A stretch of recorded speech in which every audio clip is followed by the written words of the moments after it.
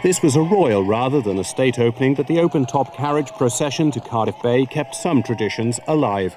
The Queen has opened countless parliaments during the past half-century, but surely none like this.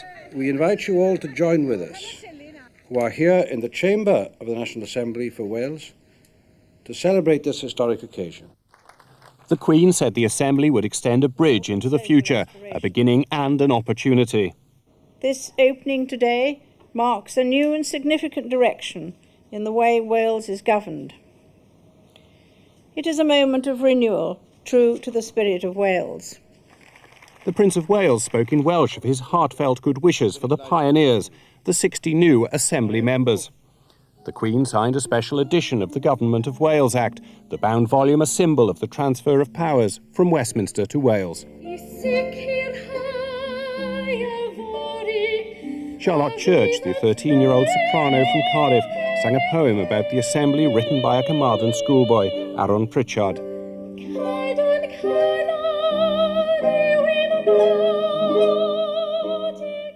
For the politicians, a sense of history and humility.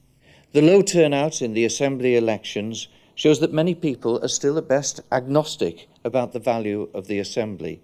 We must convince people, by the way we conduct ourselves and by the decisions we take, of the value of the Assembly and our capacity to improve their lives.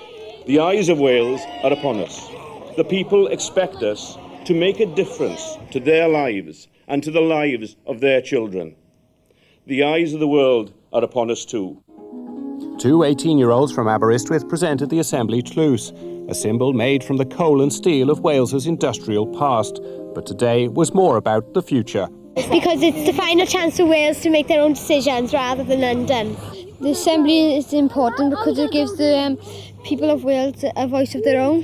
This is a historic day for Wales because we haven't had a government for 600 years. And later, the Prime Minister arrived to join in the celebrations.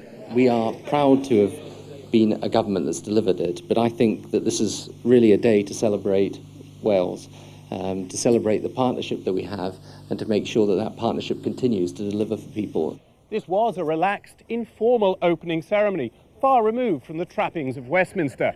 The 60 new Assembly members are determined that it will usher in a new type of politics for the 21st century. David Cornock, BBC Wales Today, the National Assembly for Wales.